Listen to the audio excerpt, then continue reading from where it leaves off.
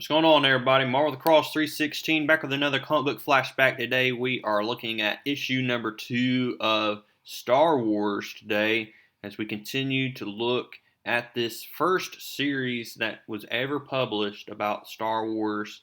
I mean, this is very early into the Star Wars saga here because in 1977 the movie had only been out for a year, the very first movie. And so we see here that we're just going to continue to see the retelling of the first movies.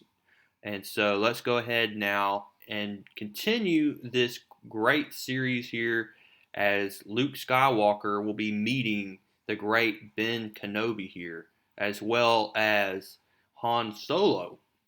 And so we got a great issue to look at today. Today's title is brought to you by Roy Thomas, who basically wrote this issue. We have Howard Chaykin on the illustrations, Steve LaHoya on the embellishing and colors, and then Tom Orzechowski on the lettering page. Today's title is Six Against the Galaxy.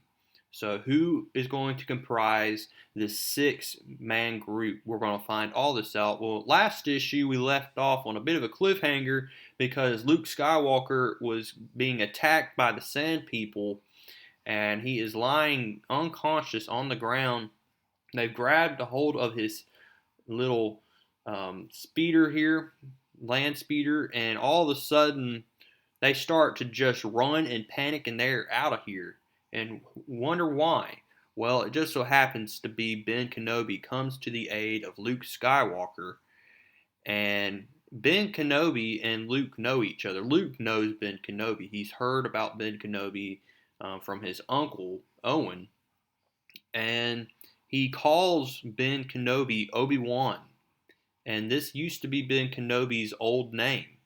And what we find out from this issue is that Obi-Wan, who's now named Ben, fought in the Clone Wars, and he knows a lot about Luke Skywalker's dad. And so what we're going to see here as we continue to see, Luke's going to regather these droids. This droid in particular, R2-D2, has information that is very important and vital to the rebellion cause.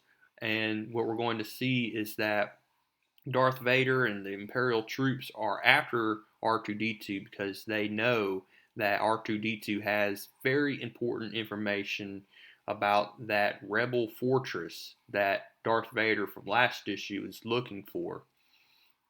And so Ben Kenobi takes the young Luke Skywalker back to his place, and they're soon going to see this message that Luke saw last issue where Princess Leia basically said, "General Obi-Wan Kenobi, I present myself in the name of my father, Bel Antilles, Viceroy of Alderaan." And he said, "Years ago, Commander, you served the old Republic in the Clone Wars. Now my father begs you to aid us again in our most desperate hour. My mission to you has failed, and I shall be captured. Information vital to the survival of the Rebel Alliance has been placed in this droid. Please see this R2 unit delivered safely to Alderaan. You are our last hope." And so what we're going to see is that Ben Kenobi and Luke Skywalker are going to plan on taking a trip to Alderaan to get this droid back there. And they need a pilot to basically fly them to Alderaan. Luke can fly, and he's flown in the past, but he is just an amateur. And we see Ben Kenobi really doesn't have that much experience in flying jets as well. So we find out more information about Luke Skywalker's past with his dad's past rather, as well as Obi-Wan Kenobi, based on Leia's information. He fought in the Clone Wars, and we also find out that Ben Kenobi was a Jedi Knight, and he fought in the Clone Wars as well, and he knew his father very well. And he reaches inside this chest, and it just so happens he has a lightsaber that he's going to give to Luke, and this just so happened to be his father's lightsaber. Luke Skywalker's father used this lightsaber when he was a Jedi. Luke asks Ben Kenobi, "What happened to my father?"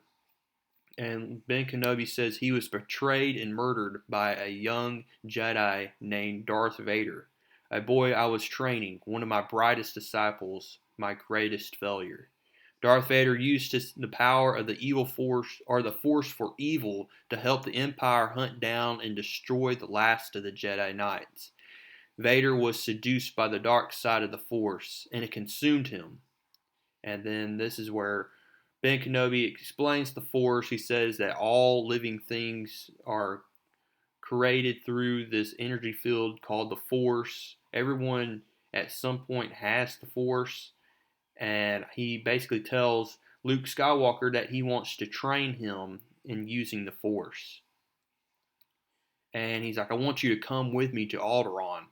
He said, "I can't go there. I have things to do here. I have to take care of my uncle's farm and stuff." And he said, "That's your uncle talking right there." Well, back at where Darth Vader is at, he basically has Princess Leia in custody with him right now, and she's again being captured here. And she's asking him once again, or asking her once again, where is the hidden rebel base? And he's going to have to reach some drastic measures here, as we'll soon find out next issue as to what he's planning on doing.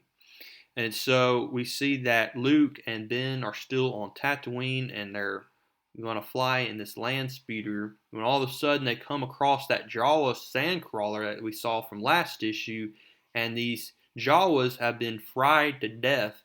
And this is the work of the Imperial Stormtroopers. They're the ones that are involved in this. They're looking for these droids, R2D2 and C3PO, and Luke begins to panic and says, "You know what? If they know that the Jawas had my droids, then that means they can trace back to where it originally came from." And so he gets in his land speeder, goes to his uncle and aunt's home, and finds that the place has been burned down and his aunt and uncle have been killed by these stormtroopers.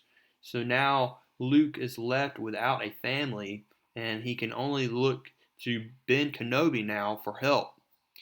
And so back where Darth Vader is at right now, he's basically listening to Grand Admiral Tarkin here, and he basically says that, "I think it is time we demonstrated the full power of this battle station. Set your course for Alderaan." So now Darth Vader and these Imperial troops are going to be going towards Alderaan.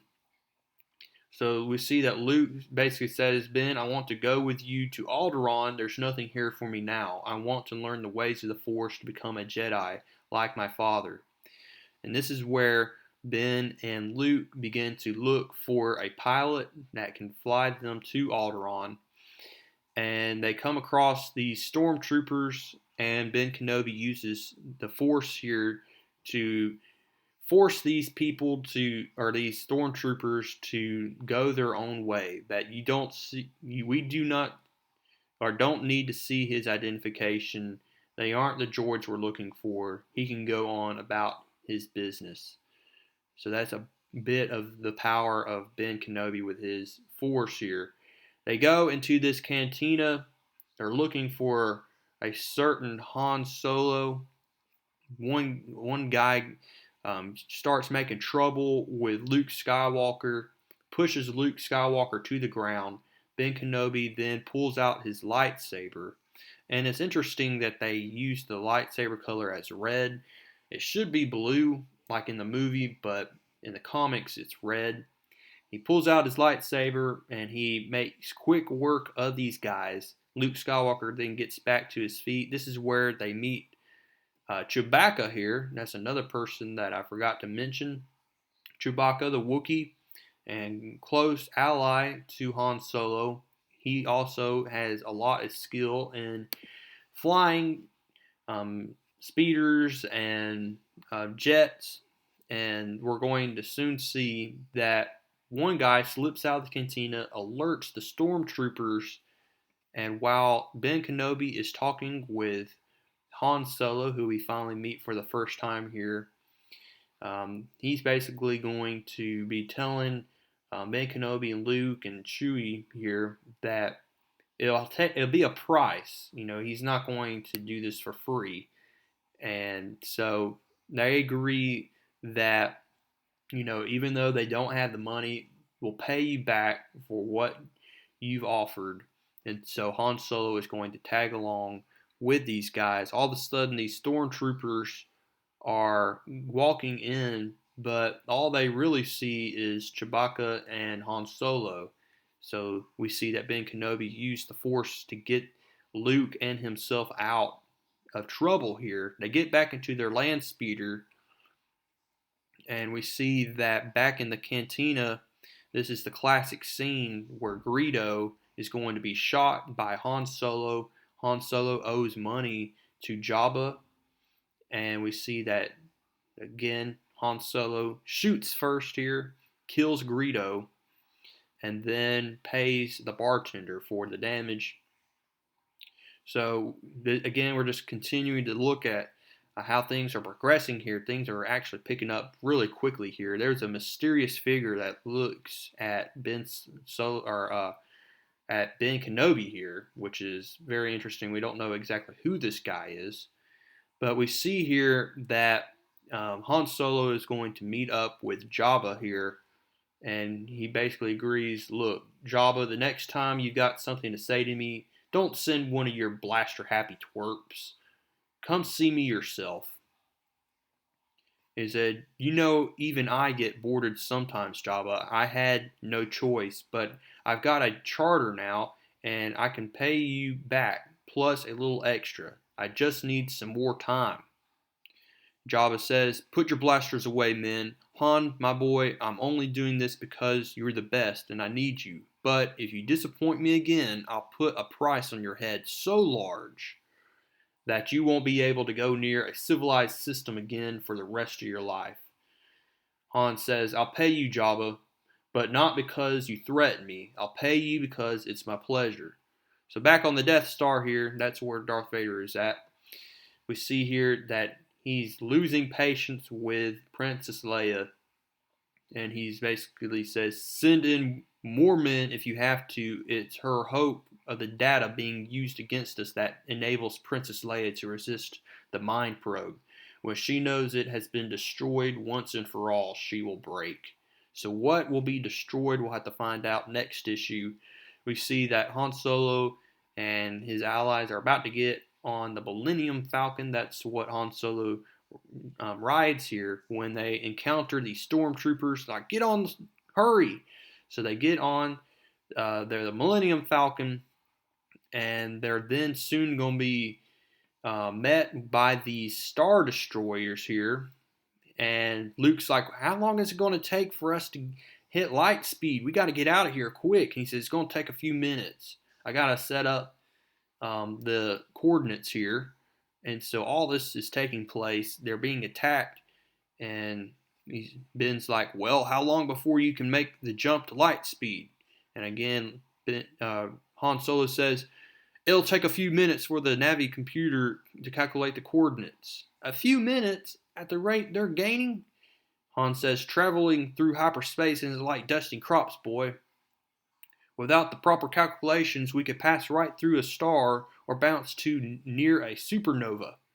And said, and that would end our little trip real quick. And so all of a sudden something begins to light up. He said, what's that?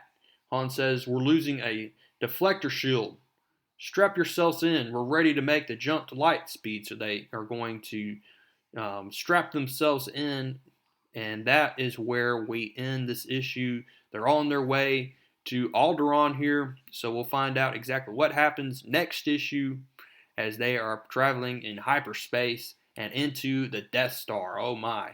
So we'll find all this out and how this story continues in issue number 3. I hope to see you there. Go ahead now and give this video a like. Comment down below what you liked about this issue. Subscribe if you have not, so you can see more great comics just like this.